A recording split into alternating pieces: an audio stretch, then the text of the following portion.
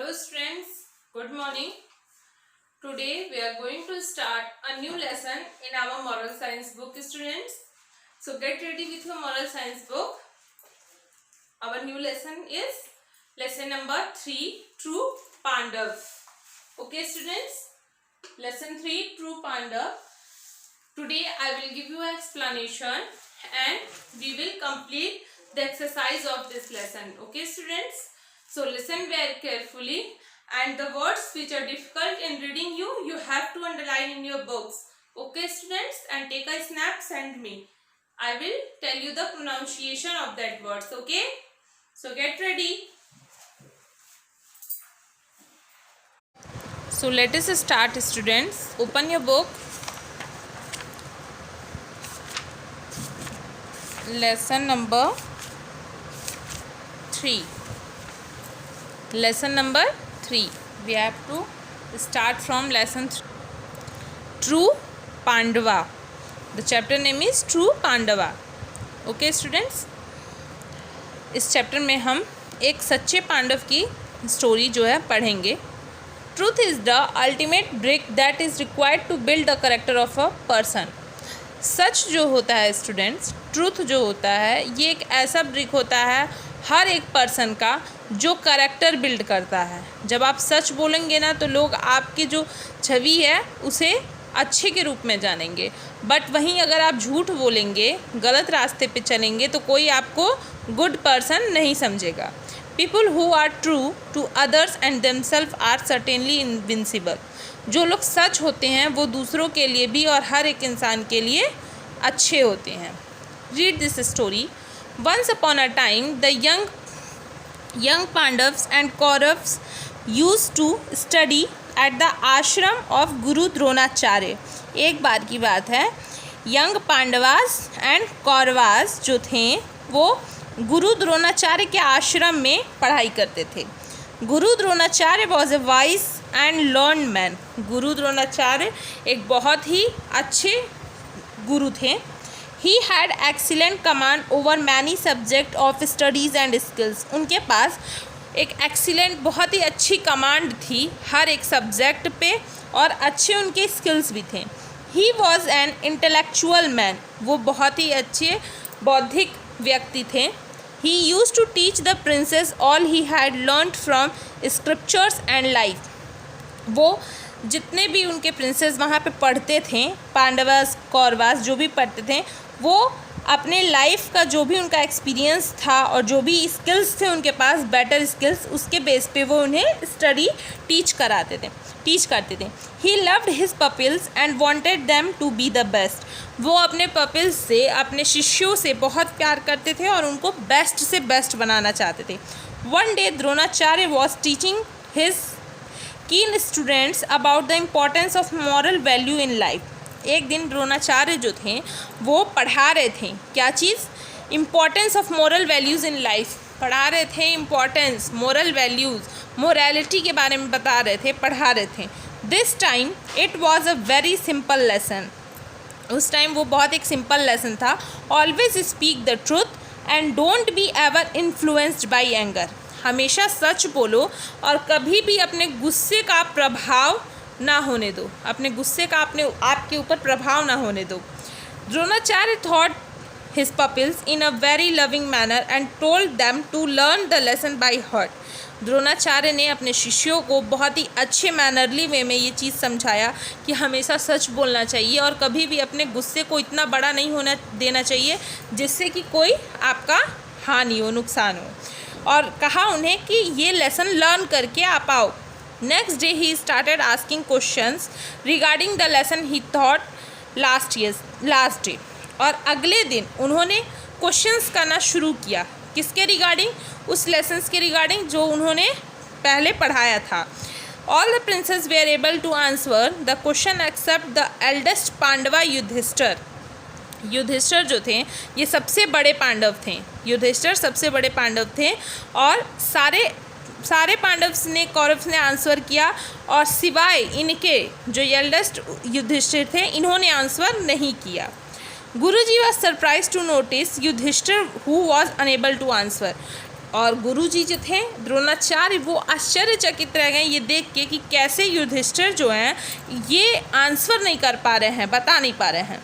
Who was unable to answer, he scolded him and told him to learn the lesson by heart. उन्होंने युधिष्ठिर को scolded किया, punish किया और कहा ये लेसन लर्न करने को। He would question him the next day. फिर उन्होंने नेक्स्ट डे युधिष्ठिर से वही सेम क्वेश्चन किया। Yudhishthir said nothing and went back. Yudhishthir ने अगेन कुछ नहीं बोला और घर चले गए, वापस लौट गए। The next day guruji again asked Yudhishthir. फिर उन्होंने नेक्स्ट डे फिर से पूछा वही सेम क्वेश्चंस, फिर भी युधिष्ठिर ने जवाब नहीं दिया। This time also he stood blank blowing his head. और इस टाइम उन्होंने देखा कि युधिष्ठिर जो थे अपने हेड को नीचे झुका के खड़े थे, एटलीस्ट एकदम still. The guru got furious and scolded him. Guruji जब ये चीज़ देखें तो बहुत ही मतलब गुस्सा हुए और उसे पनिश किए। But Yudhishthir said nothing and kept on standing mute. लेकिन युधिष्ठिर जो थे उन्होंने कुछ नहीं बोला और चुपचाप एकदम म्यूट खड़े थे शांति से। Guruji immediately sent for Bhishma the grand uncle of young princes. Guruji ने इमीडिएट सेंट किया, भीष्मा को बुलवाया, उनके जो बड़े अंकल थे, ग्रैंड अंकल थे उन्हें। Pandav did not have father. Pandav के पास उनके पिता नहीं थे। So their progress report was given to their grand uncle. इसलिए उनका प्रोग्रेस रिपोर्ट जो था वो जो उनके अंकल थे भीष्मा उन्हें ही रिपोर्ट किया जाता था। कोई भी उनके जो भी पांडव थे, कौरव्स थे, उनका जो भी प्रोग्रेस रिपोर्ट होता था, जो भीष्मा थे उन्हीं को रिपोर्ट करना रहता था गुरुजी को। तो अभी युधिष्ठिर कोई भी आंसर नहीं दे रहे थे, फेल होते जा रहे थे हर एक लेसन के आंसर्स में। तो उन्होंने बुलवाया उन्हें, उनके ग्रैंड अंकल को। When the information reached Bhishma he was astonished and felt tense because of strange behaviour of Yudhishthir.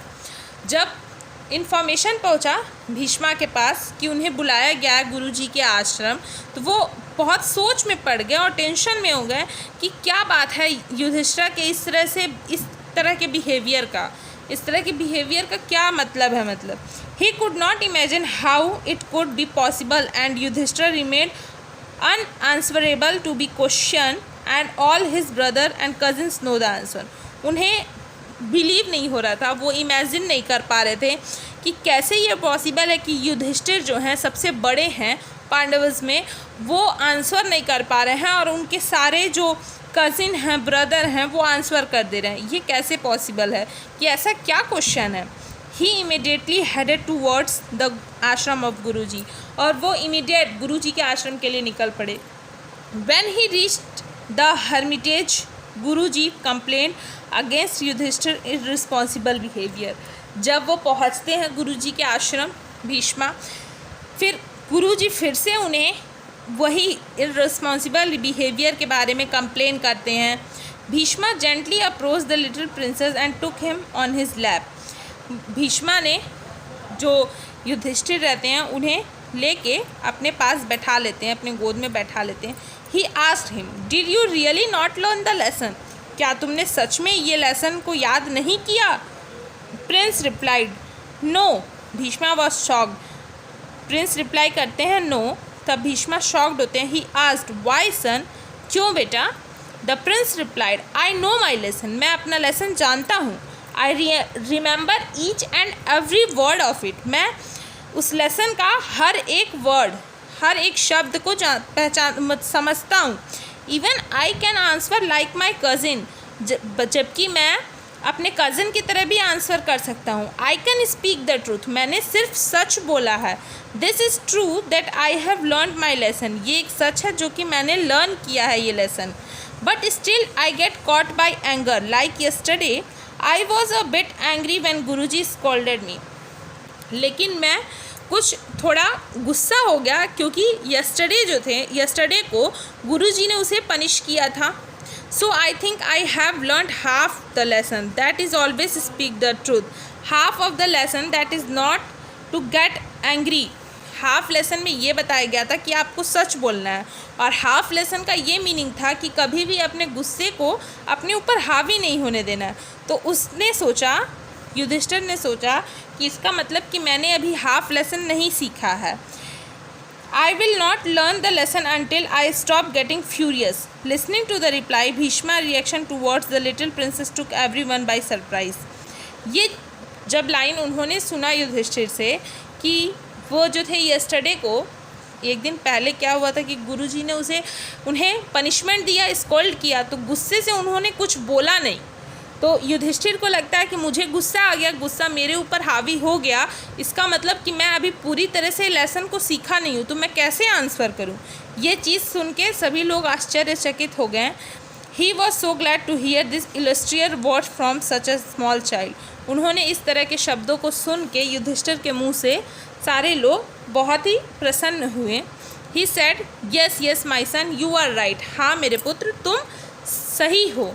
You are one of those people who believe in what they say. तुम उनमें से हो, उन लोगों में से हो जो बिलीव करते हैं कि जो वो कहते हैं. I am proud of you. मैं तुम्हारे ऊपर गर्व करता हूँ. Saying so, he kissed his grand nephew. ये कहते हुए उन्होंने अपने ग्रैंड नेफ्यू को किस किया. Even Guruji was happy to get such a vivacious reply. गुरुजी भी खुश हुए इस तरह के रिप्लाई को सुन के. Yudhishthir was the real disciple. Yudhishthir जो थे वो सच में एक रियल डिसिपल स्टूडेंट हुए. Dronacharya had ever desired. Dronacharya जो थे वो उनसे डिज़ायर्ड हुए. So children, you must always learn to apply thing on your self that you say. इसलिए स्टूडेंट्स, कभी भी आप जो बोलते हैं उसे अप्लाई करके भी देखिए कि क्या वो सच में अप्लाई है कि नहीं. जब भी आप कोई चीज़ लर्न करते हैं तो उसे अप्लाई भी करिए कि हाँ वाकई में वो चीज़ मुझे लर्न हुई भी है कि नहीं. यहाँ पे 2 लेसन गुरुजी ने सिखाया था. एक था ऑलवेज स्पीक द ट्रूथ. एक था ऑलवेज स्पीक द ट्रूथ, हमें हमेशा सच बोलना चाहिए. और एक था कि गुस्से को कभी भी अपने ऊपर हावी ना होने दो, अपने गुस्से पे हमेशा कायम रखो.